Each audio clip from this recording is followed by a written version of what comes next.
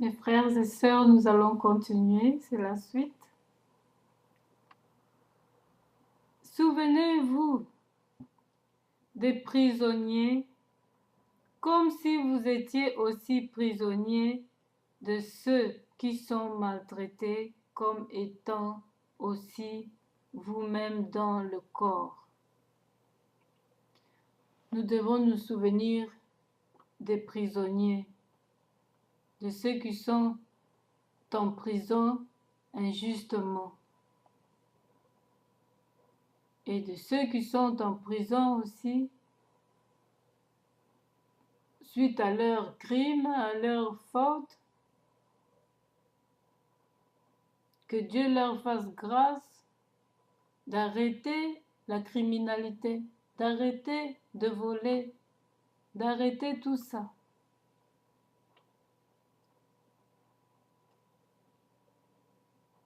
Et nous devons prier pour eux, si possible, d'aller les visiter, leur apporter la parole de Dieu. C'est recommandé dans la Bible. Ça pouvait être aussi votre frère, votre sœur, ça pouvait être votre papa. Prenez ça, comme si ça pouvait être votre mari ou vous-même. Ayons la compassion des âmes. Que le mariage soit honoré de tous et le lit conjugal exempt de souillure, car Dieu jugera les impudiques et les adultères. Là, nous retournons encore au mariage. Que le mariage soit honoré de tous et le lit conjugal exempt de souillure, car Dieu jugera les impudiques et les adultères. Le mariage soit honoré de tous. Comment? Au début, les deux personnes se rencontrent, ils s'apprécient, ils se disent oui, nous voulons vraiment vivre ensemble. Nous sommes assez observés en cachette, car tout ce qui est caché est ténèbres et tout ce qui est dévoilé est dans la lumière.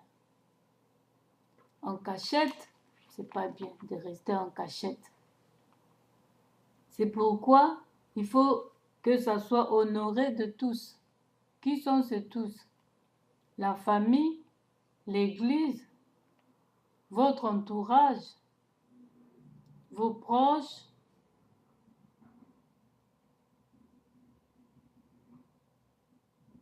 Et comment les honorer? Vous décidez d'envoyer des lettres pour la présentation et vous marier. Dans ce sens-là, c'est honorer. Que de rester dans la cachette. En cachette, pardon. Vous savez, j'essaie de reprendre l'allure en français. Je parle en néerlandais. Je me suis habituée il y a 12 ans que je suis ici. Je parle le néerlandais. Et donc, comprenez mes fautes, hein, comprenez.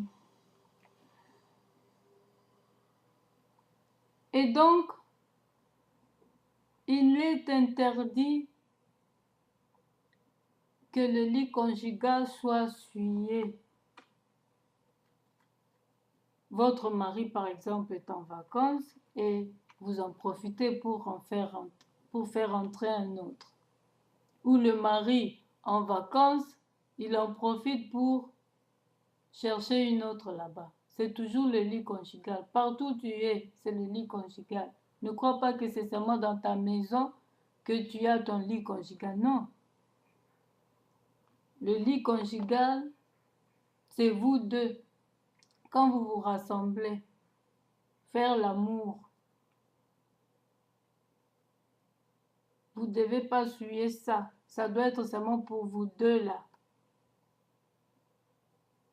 et permettez-moi, le sexe de votre mari ne doit pas aller dans l'autre. Et votre sexe non plus ne doit pas recevoir d'autres. C'est ça le lit conjugal. Pas de suivre dedans. Chaque sexe a son propriétaire. Chaque sexe de marié, le sexe de la femme, son propriétaire, c'est le mari, son propre mari. Quand vous mélangez deux sexes, s'essuyer, où que vous soyez. D'autres croient que c'est à la maison seulement le lit là où on dort.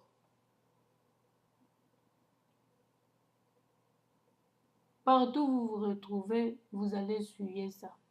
Ne croyez pas en fouillant loin que vous n'allez pas essuyer le lit conjugal. Vous essuyez quand vous faites en cachette loin. Dieu vous voit, c'est essuyer. Il faut vous repentir.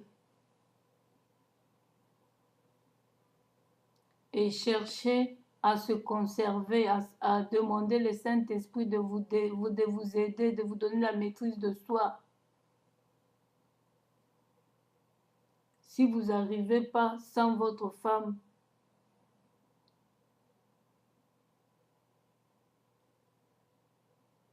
cherchez que Dieu puisse vous aider à travers son Esprit Saint pendant votre voyage. La femme aussi, quand le mari est en voyage, prie pour ton mari. Entre dans la prière. Entrer dans la prière ne veut pas dire seulement de gêner. Vous pouvez faire des heures de prière comme une chaîne de prière.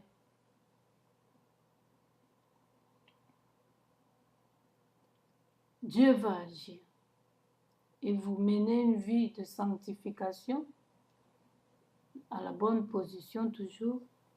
Dieu va agir. Tu vas voir ton mari là où il est parti, il n'aura même pas d'idée d'avoir d'autres femmes, même si d'autres sirènes veulent le séduire, elles n'y arriveront pas parce que vous avez encerclé votre mari par le sang de Jésus. Et leurs flèches sont nulles et sans effet sur votre mariage. Parce que ce corps-là t'appartient, toi, la femme.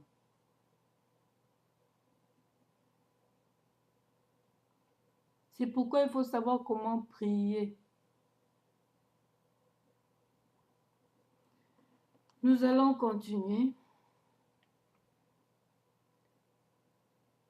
Ne vous livrez pas à l'amour de l'argent. Contentez-vous de ce que vous avez, car Dieu lui-même a dit, je ne te délaisserai point et je ne t'abandonnerai point. Nous savons tous le démon de l'argent, c'est Mammon. Loin de nous ce démon. Rejetons tous ce démon. C'est vrai, l'argent est important pour vivre aussi, ça fait partie. Sans l'argent, on voit les gens souffrir, mourir de faim. Mais que ça ne soit pas en premier plan, que ce soit Dieu en premier plan. Lui à qui l'or et l'argent appartiennent. Voilà, il y a beaucoup de traîtres à cause de l'argent. Ils ne savent pas se contenter de ce qu'ils ont, de leur petit travail qu'ils ont, que Dieu a donné pour survivre. Ils veulent en avoir plus. En voulant en avoir plus,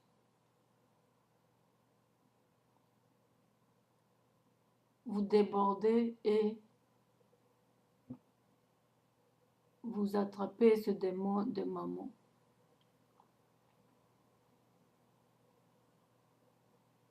N'aimez pas trop l'argent. Ça peut détruire tout comme ça peut arranger votre vie.